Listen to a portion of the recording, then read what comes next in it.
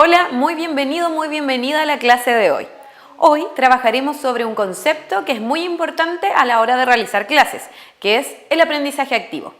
¿Qué queremos que aprendas el día de hoy? Uno, que conozcas diversas herramientas metodológicas que promueven el aprendizaje activo dentro del aula y que seas capaz de diseñar una sesión, una clase presencial utilizando una metodología, alguna de las metodologías que vamos a revisar hoy o en el material complementario. El aprendizaje activo es una manera de comprender cómo los estudiantes aprenden, valga la redundancia. Es un enfoque sobre cómo ocurre el aprendizaje en los estudiantes. Es muy importante tener en consideración que para tener evidencia respecto a cómo se logra o cómo puedes llevar a cabo el aprendizaje activo es cuando el estudiante se siente provocado a aprender, se siente movilizado, se empodera dentro de la actividad o la clase que tú estás planteando y es capaz de implicarse. Entonces, cuando el estudiante logra hacer eso es porque tú estás realizando una actividad o estás pensando tu clase por medio de la idea de aprendizaje activo. Es decir, cuando el estudiante logra implicarse, tú deberías estar logrando los aprendizajes. A partir de este enfoque, ¿qué es lo que tiene que suceder o qué está pasando? Tenemos una cantidad de personas que participan o de elementos que participan dentro de este proceso. Entre ellos, por ejemplo, se encuentra el profesor o ayudante, que en este caso eres tú. También están los estudiantes, por supuesto, están los materiales o todos aquellos elementos que te ayudan a llevar a cabo la clase bajo una metodología más bien activa y es muy necesario que todo esto que pasa dentro de la sala de clases lo logres o lo planifiques. ¿Por qué es importante planificar? Porque tienes que definir qué es lo que quieres que los estudiantes aprenden y en el fondo todo aquello que hagas dentro de la sala de clases va a estar en función de aquello que pensaste como objetivo de tu clase. ¿Ok? Entonces, ¿qué debes hacer tú como ayudante, como profesor dentro de la sala de clases y fuera de ella? Planificar, como recién lo estaba diciendo. ¿Qué quiere decir esto? Definir los resultados de aprendizaje, que en simple es qué es lo que quiero que mis estudiantes aprendan. También tienes que definir los momentos que va a tener la clase, más allá del inicio del desarrollo y el cierre, sino que para qué también va a ser cada uno de esos momentos. ¿Qué quiero lograr en cada una de esas partes en función de lo que quiero que aprendan mis estudiantes?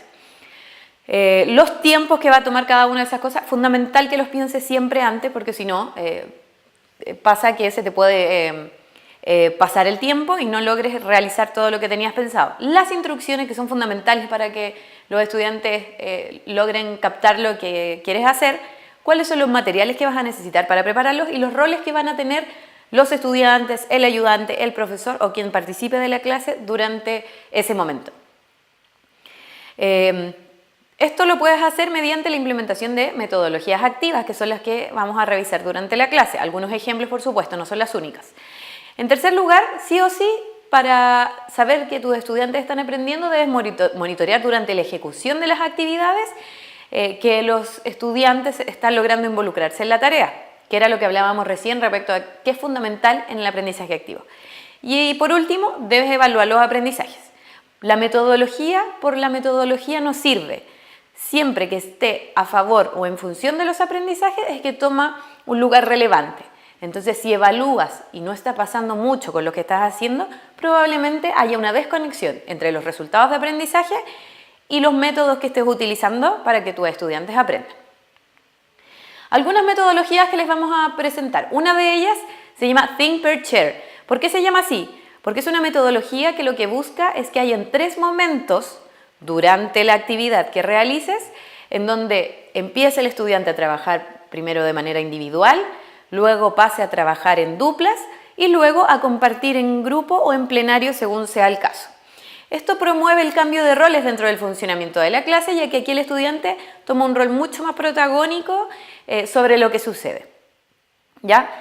Entonces, tal como les decía, empieza aquí, uno de los estudiantes trabaja de manera individual o particular, con alguna pregunta, algún caso que tú le puedas plantear, para luego de esa reflexión individual pasar a compartir en duplas cuáles fueron las respuestas que se dieron. ¿Qué es importante? Acá tú tienes que dar una nueva idea que tienen que generar o una nueva tarea. no tienen que necesariamente discutir sobre lo mismo, sino que se tienen que poner de acuerdo sobre nuevas cosas a partir de la reflexión individual, para luego, en un tercer momento, pasar a una tarea más grupal. ¿Qué quiero decir con esto? Si bien tiene que ver con un tema o si bien tiene que ver con un tópico en específico, es importante que vayas agregando nuevos elementos a cada momento en particular, ¿ya? Porque eso significa de que se van generando nuevas cosas en la medida que pasó de lo individual a las duplas a lo grupal, ¿ok? Entonces ahí, como dice la diapositiva, se comentan y analizan o se generan también nuevas ideas o se realizan nuevas tareas dependiendo de cada uno de los momentos. Esa es una. Hay otra metodología que se llama Peer Instruction o aprendizaje entre pares, que es muy conocida y en donde tú puedes utilizar esto como única metodología dentro de la clase en repetidas ocasiones porque es bastante breve, entre 10 y 12 minutos, o puedes utilizarla una o dos veces como un ejercicio dentro de la clase en donde también puedas hacer otras actividades o trabajar otros contenidos. Entonces, ¿de qué se trata este aprendizaje entre pares? Tal como en Think, Pair, Share, acá también cambia un poco el rol de los estudiantes. También pasan a ser mucho más protagónicos de la clase, a involucrarse mucho más en aquello que tú les plantees. Entonces, en este caso, el profesor o ayudante plantea una pregunta respecto al tópico que quieren trabajar. Una pregunta que se debe resolver en una primera instancia de manera individual, en no más de 2 minutos, bastante breve. Por lo tanto, tiene que ser una pregunta a un caso que no tome mucho tiempo al estudiante.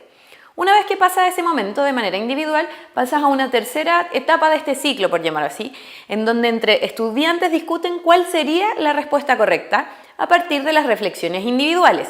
Acá el ayudante o profesor no interrumpe, solo va monitoreando qué es lo que va sucediendo entre los grupos, entre los estudiantes, y además va interviniendo, haciendo preguntas que puedan ayudar a los estudiantes a llegar a la respuesta correcta.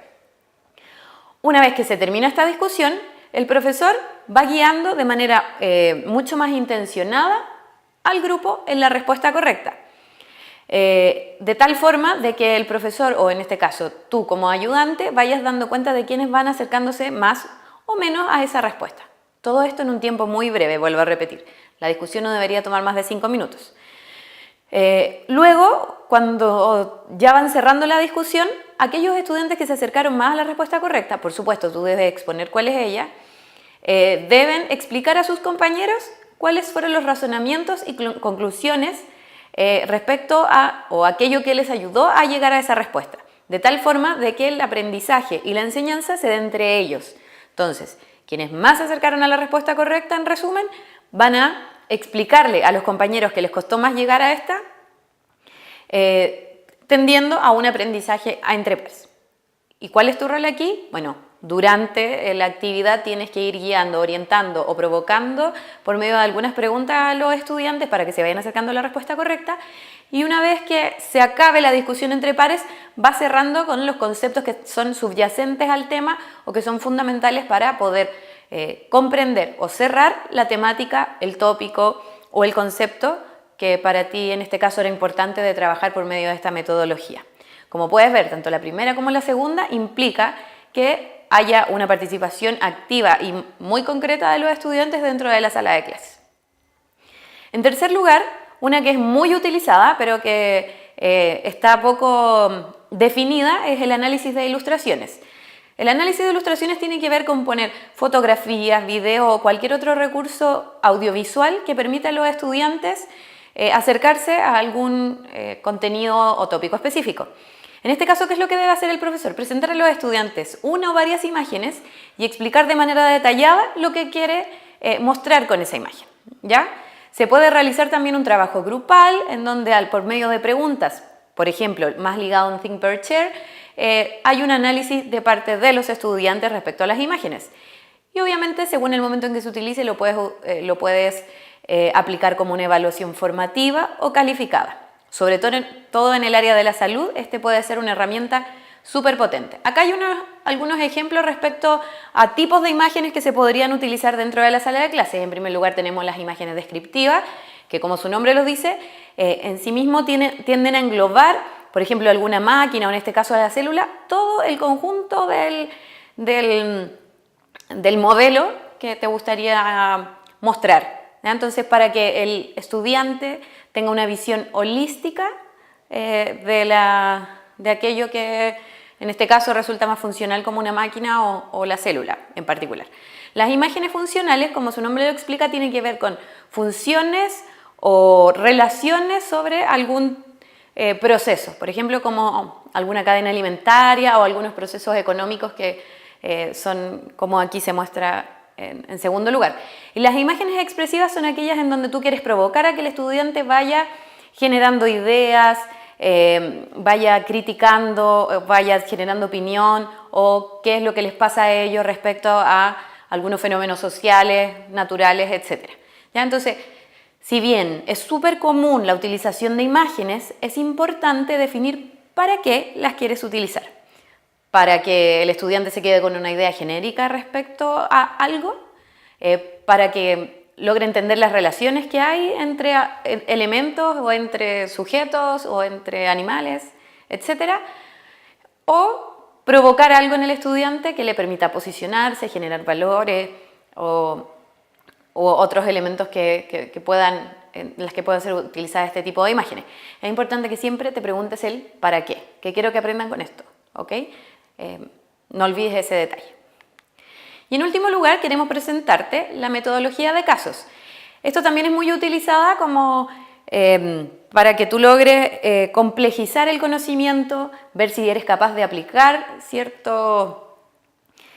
o complejizar o interrelacionar ciertos aprendizajes. Entonces es una metodología que se utiliza para verificar también si es que tus estudiantes están aprendiendo y si logran aplicar o no los contenidos que están trabajando, ¿ya?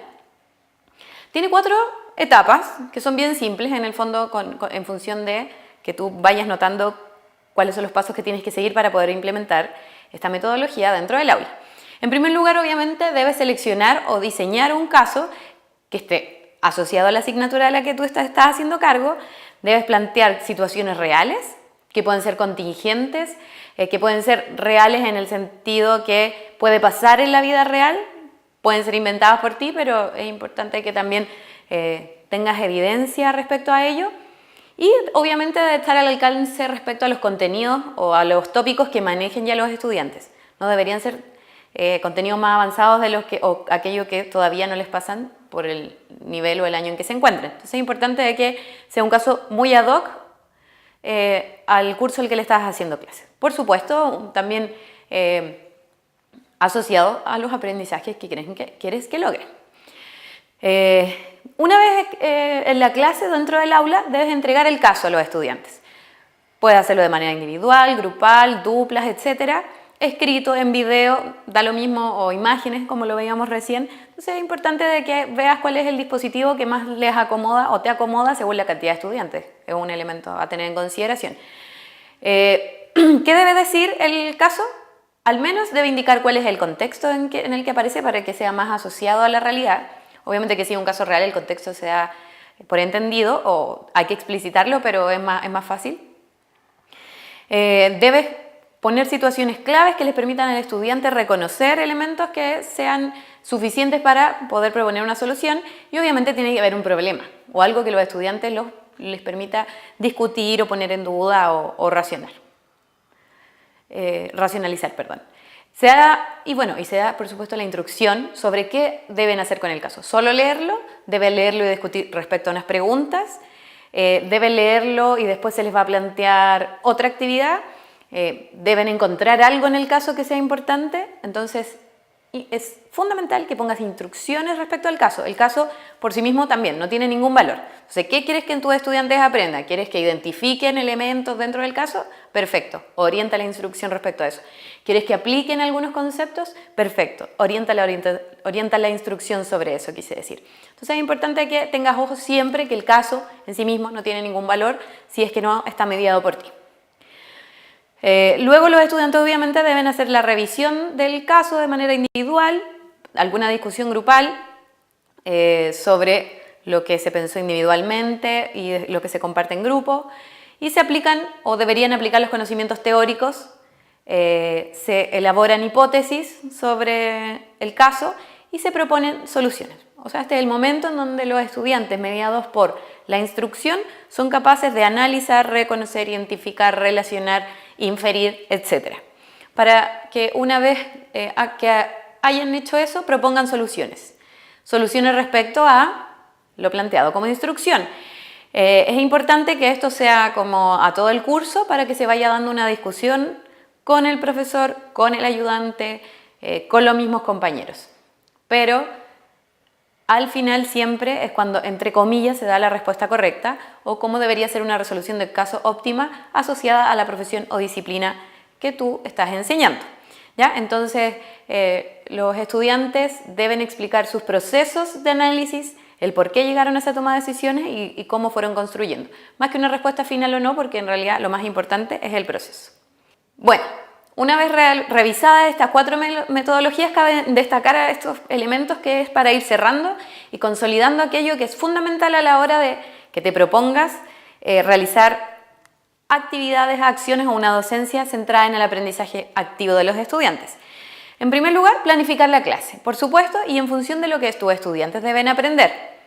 La metodología por la metodología no tiene ningún sentido. Es importante que siempre la vayas pensando en relación a lo que quieres que tus estudiantes aprendan, ¿ya? Por supuesto, tienes que pensar en metodologías que aporten a esos aprendizajes e involucren al estudiante. Eso lo puedes evidenciar una vez que lleves a cabo la clase. Pero sin lugar a dudas es bueno ir evaluando o monitoreando si es que eso está pasando. Puedes hacer pequeñas innovaciones y lograr grandes aprendizajes. ¿Qué quiere decir esto? Esta invitación no es a cambiar toda la clase y todas de una vez. Es importante que vayas pensando esto de manera detenida. Es un modelo que poco a poco se está instalando en las universidades, pero no necesariamente es fácil y no tiene que ser rápido, tiene que ser muy bien pensado. Entonces, la invitación es: piensa pequeñas innovaciones, puedes utilizar las metodologías que te mostramos el día de hoy o puedes pensar en metodologías más simples que puedan ir al inicio, al desarrollo, al final de la misma clase, pero que sí o sí te pueden ir orientando y aportando a ti información sobre los aprendizajes de los estudiantes y, por supuesto, ir aportando a los estudiantes en lo que deben aprender.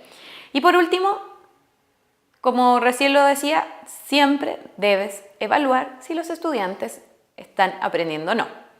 ¿Ya? O sea, que no te baste hacer cambios, sino que monitorea, evalúa, levanta información.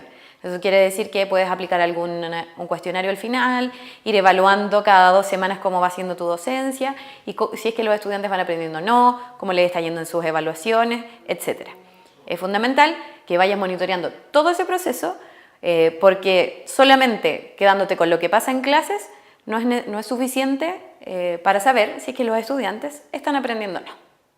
Muchas gracias, nos vemos en una próxima clase.